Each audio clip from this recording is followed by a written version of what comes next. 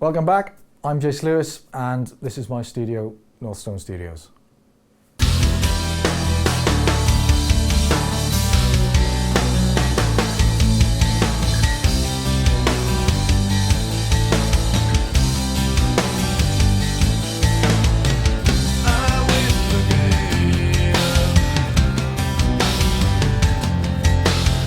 So now I'm going to show you how I do my guitar recording, creating the tracks, EQing and editing. These tracks need to be mono, and for this process I need 8. And there they are, all created. I usually color code these also so that I know that these are my guitar tracks. So yeah, so color coding each track. So that's all my guitar tracks created, all 8 of them. My guitars are double tracked and they will be going in through my API 512 preamps. So tracks are created, now I want to go into creating my input. So I'm going into devices, VST connections, there's my inputs, go to add bus. And as I'm double tracking, I require 2. So there's 2 mono buses, add bus. I always name these mic 1 and mic 2. And in my chain of preamps here, it's API 6 and 7. So that's input 6 and input 7. And that's my inputs created. So now that my inputs are created in my devices point, I go to the track, no source, go into that, and mic 1. Go to the track below it, no source, and mic 2. Always make sure that it's mic 1 and 2 and not the same mic, otherwise it's just going to phase and sound terrible. So in recording studio, you want isolation. So we've got the guitar cab in the live room, but the guitar head, amp head, is in the control room. And the reason for that is that we want to monitor through the speakers, so we sweep for bottom end, mids and tops. And that gives us a real good image of where it is that we need to be hitting in both tone and sound and panning. So for guitar recording, I've got the RGI 7 fan fret made by Ibanez, beautiful guitar, and we're going to be layering up with this beast. So the first mic I get is the very rare, and nobody's ever heard of this mic, the SM57.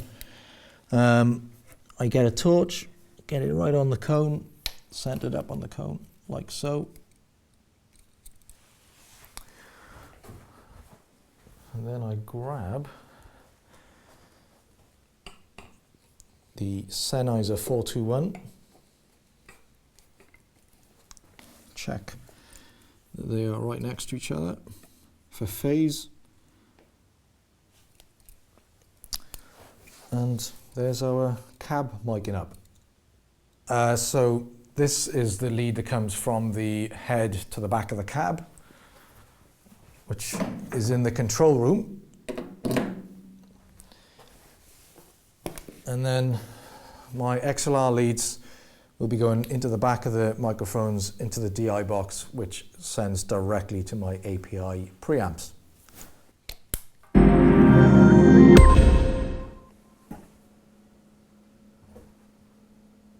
So we've mic'd up the cab. Now we're going to dial in the tone on the Laney GHR 50 here and get it into the computer, get into the software and monitor. So recording guitars, you need to start off with good equipment. So the relationship between this guitar and this head is something I've been working on for quite a while. The Ibanez and Laney work very, very well together.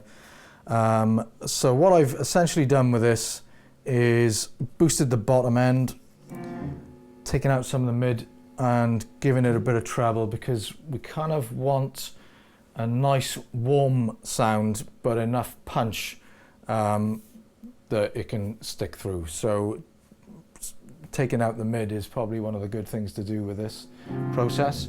Giving it a bit of drive and some nice tone, which the GHR50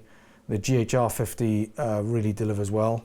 So to reference the guitar tone and EQing coming through off the head, I need to switch the monitoring on in Cubase, which on guitar 1 and guitar 2 are these two speaker icons in yellow, on and off. That's very important for monitoring.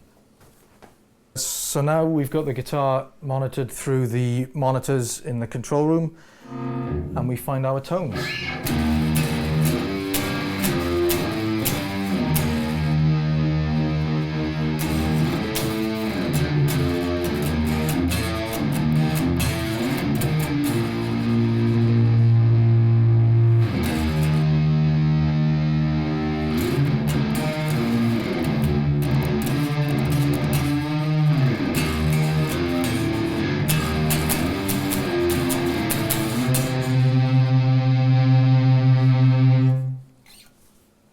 Done. Okay, cab is mic'd up, found our tone, and now we're going to record the guitar going in with the beats that I've programmed. So we're going to record now, so make sure you arm the track, guitar 1 and 2, and I've got it a few bars before for my drop in, and here we go.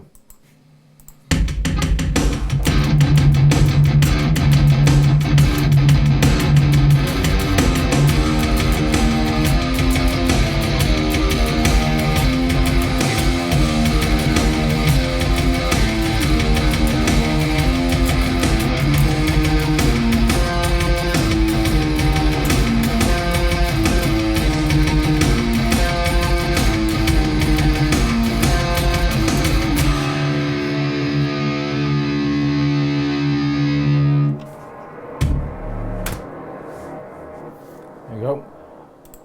Okay, so they're the first guitars recorded in, so I'm going to be panning those hard left, and now what we do is arm the next two tracks. These are going to be panned hard right, and that's how we start layering. So here we go.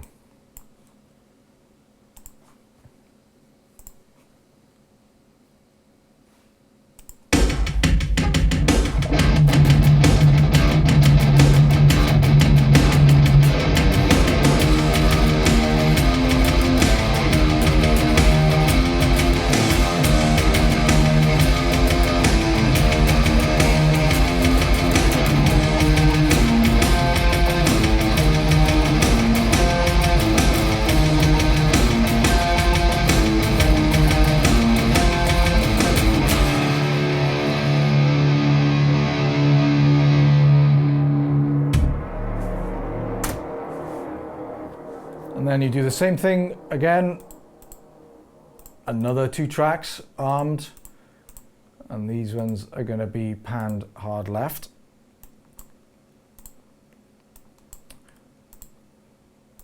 So now up to 6.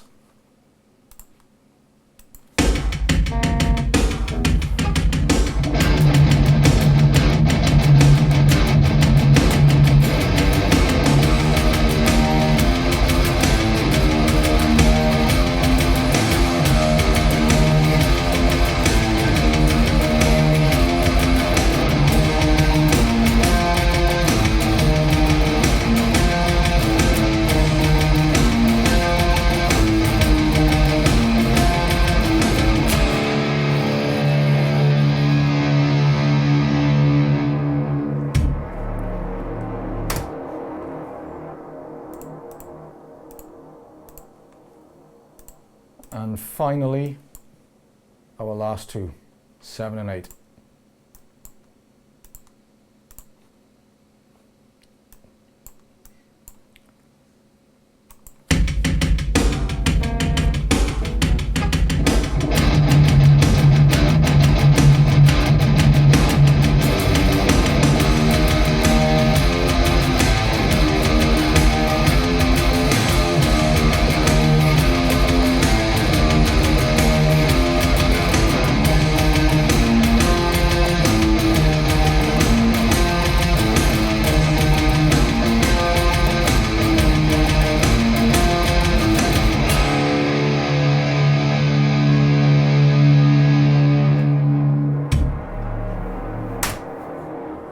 have it, 8 tracks of guitar.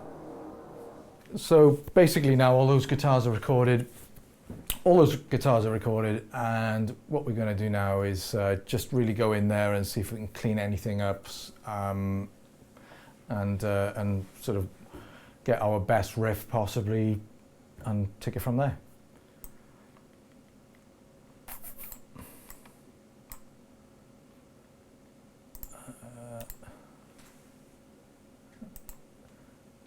Yeah, okay.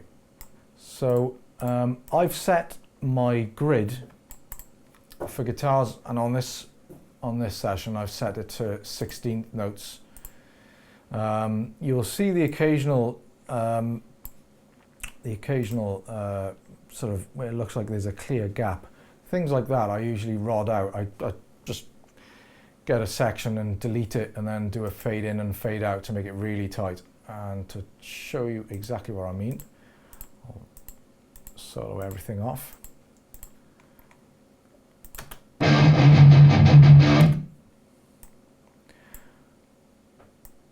So it's coming to an end of a bar roll there. So I'll select all, get my scissors, delete all like that.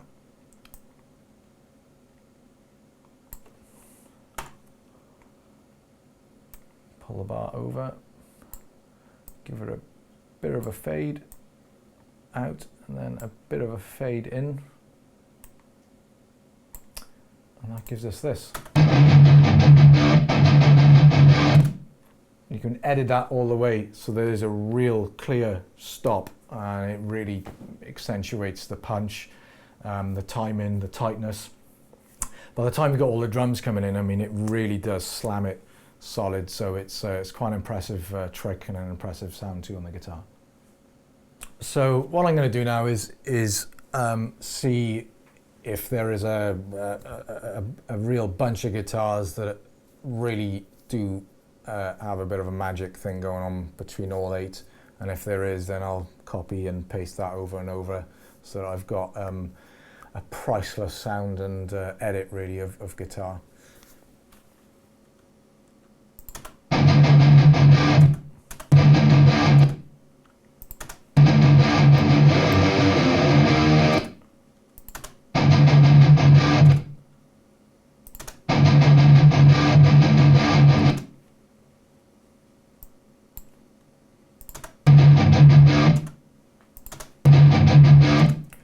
The end of that.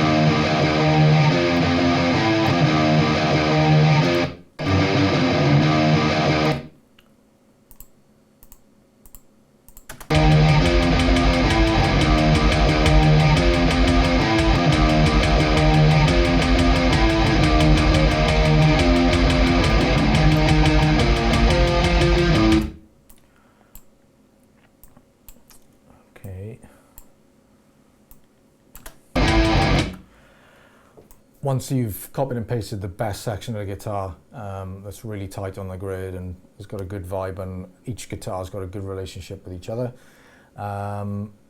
make sure that then you crossfade to make sure that there's no clipping.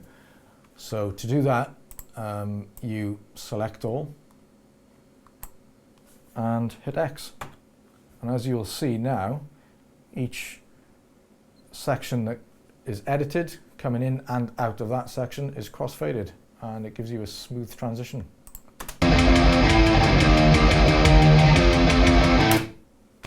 Just like that. Okay, thanks for joining me. That's it for now. Please check out jaycelewis.com and northstonestudios.com and my new album in 2017. See you very soon.